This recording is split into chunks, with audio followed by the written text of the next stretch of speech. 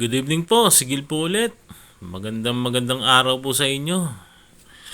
At God bless po sa inyong lahat. Sa lahat po ng mga nanonood ng YouTube, mga subscriber ko, shoutout po sa inyong lahat.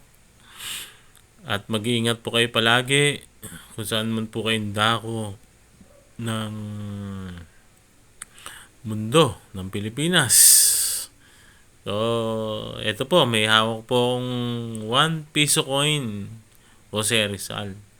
So, ito po ay altcoin na napakatagal ko na pong tinatago.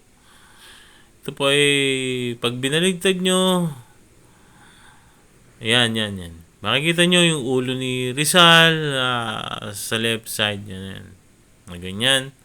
Pero pag inikot nyo po, yan, nakabaligtad. Kailangan nyo pa pong ikutin para po makita nyo ang 1972 po ito na 1 peso coin.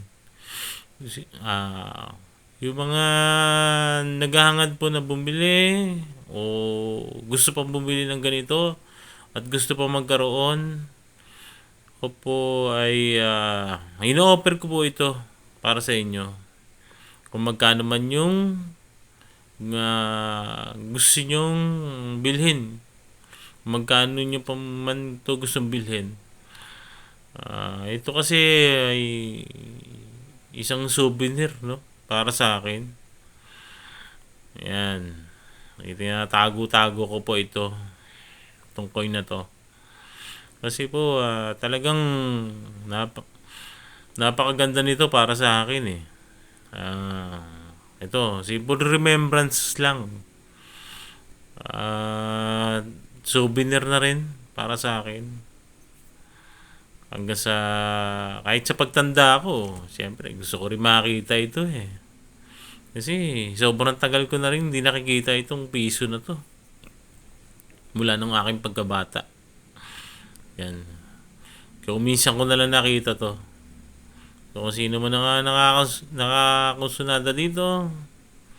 So, yung likod niya, makikita nyo, yung lion, yung agila, at saka yung 3-star. Republika ng Pilipinas. Yan. So, ito yung pinagkakatago-tago ko pa. Siyempre, at iniingatan na rin. So, kung sino man yung gusto nakakonsunada nito, ayan. For sale po yan. Ayan. Sino man gustong bumili. So, shoutout pala sa aking mga subscriber, sa mga nanonood ng YouTube ngayon. So, God bless. Ingat po kayo palagi. Mabilis lang review ko. So, ito lang. Pinakita ko lang po sa inyo yung aking nag-iisang barya na piso. Maraming salamat po. Ingat po ulit. Thank you.